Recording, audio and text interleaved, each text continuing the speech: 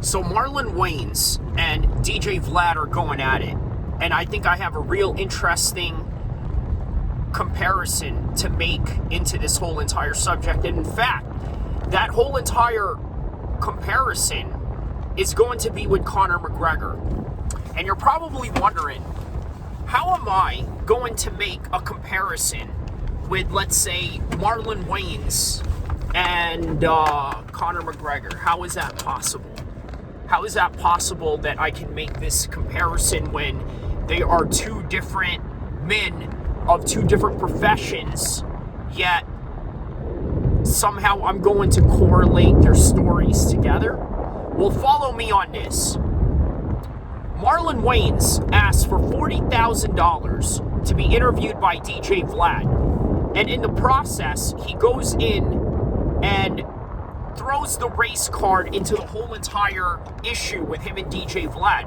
DJVlad said that you're not worth that particular money, and especially not the added revenues that's going to come afterwards.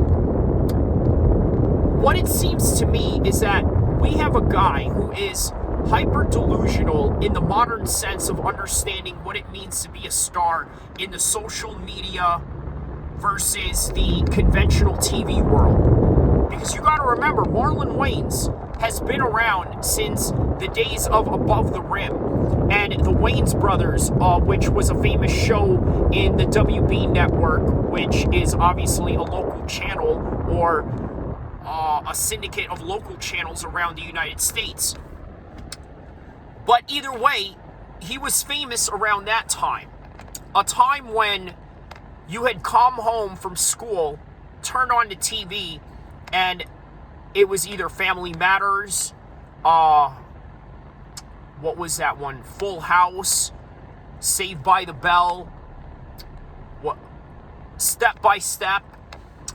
What else was another family show out there? Even Married with Children. You could throw all of that into the mix. So if you were an actor or a performer around that time, you were way more famous, way more famous than, let's say, the modern social media stars of today. Now, here's what's crazy about this, and please follow along because I'm going to get to McGregor on this particular subject. The social media stars of today have more numbers than the numbers of, let's say, the conventional stars of the cable TV era and what have you, the MTV era, the BET era. Whereas now we're more into the social media era, the YouTube era. Well, today, the numbers of these people are way bigger. And there's different reasons why the metrics measure that particular content or that particular artist one to the other. But either way, one thing that is different is today we have different stars of all kinds. For example, if you're in this space of MMA YouTube and you got a little bit of a following, guess what? You're a star to a certain degree. If you are a rapper with just, let's say, 100,000 followers, you are a star within your own circumference because somehow you're making money with whatever the thousands of audience that you have going on. But either way, it's because today we have so much options in entertainment. It's not just going home from school, watching a 3 o'clock program that we need to be home to go see. No, it wasn't any of that. It's not that anymore. It's on-demand programming. Well, second, they got into the on-demand programming in cable TV, and eventually the internet came through and it just changed the entire culture and landscape in the way that we consume media today. But Marlon Wayans, unfortunately, is very delusional and very he just misunderstands the entire breakdown of what artist, talent, and people of that nature make today. Very delusional, which brings me to Conor McGregor in this 5-minute point. Conor McGregor, I think, has some serious delusions going on with his world. And you know what's crazy about this is that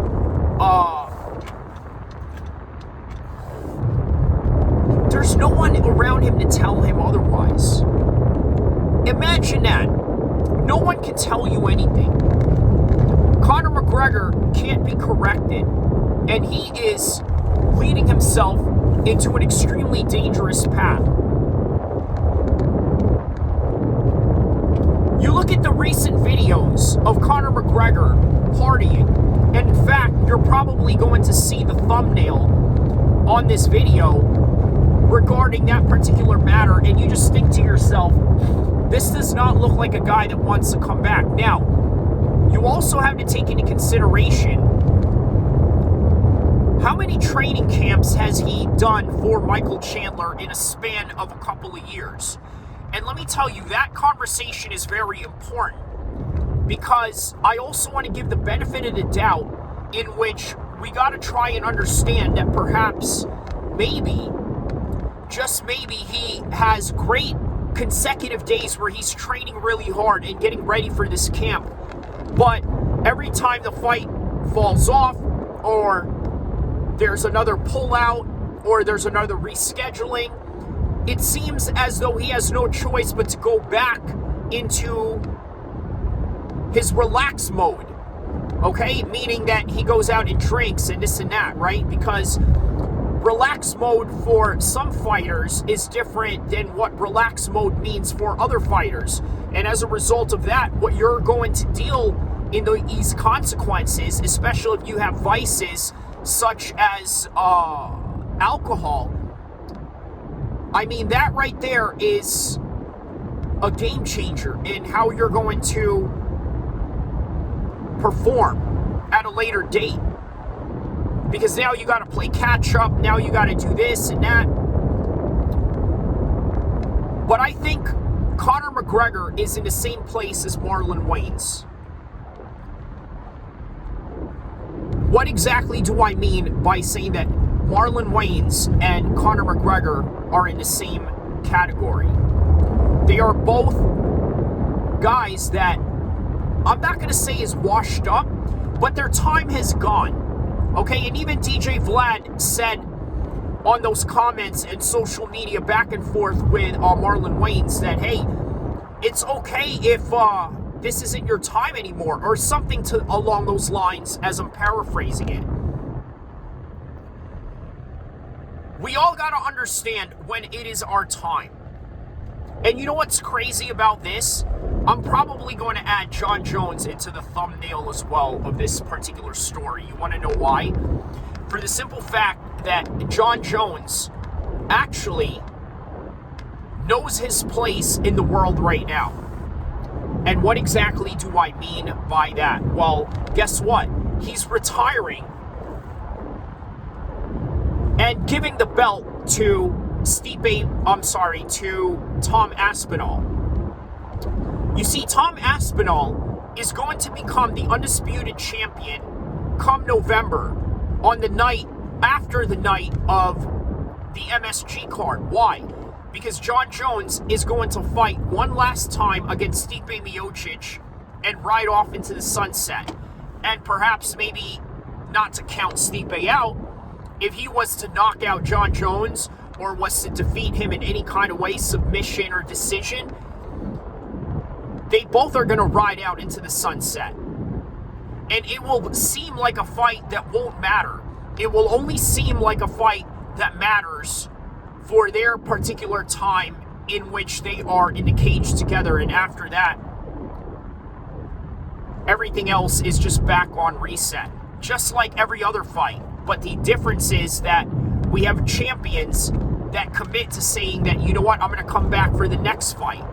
Because the reality is that a championship belt in the UFC is nothing more than a trophy prize for that night. You're not exactly the defending champion or anything to that degree, because you can win a championship one night and the next day you could vacate, just like Georges St. Pierre. But not to get off the tangent, Jon Jones knows his place. He knows where his time is up. And guess what? Conor McGregor and Marlon Wayans, they have no idea whatsoever when their time is up. They believe that because they were famous a long time ago, that all of that remains the same today.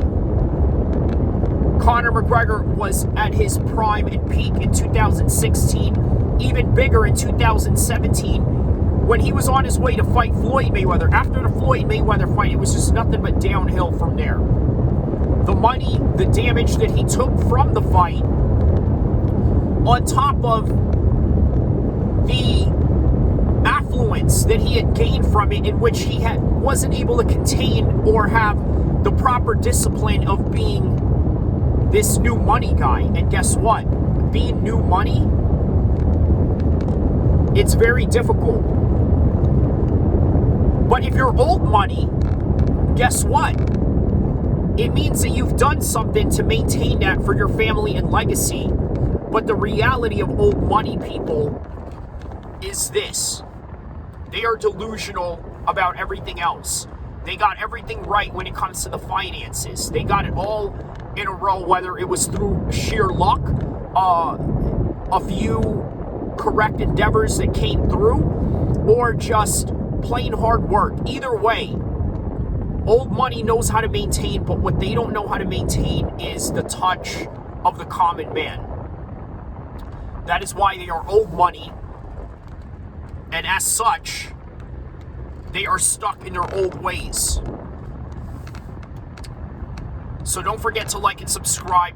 I hope I have given you a great description and reality on people who have been on top for a very long time and people who cannot let go after a certain amount of time.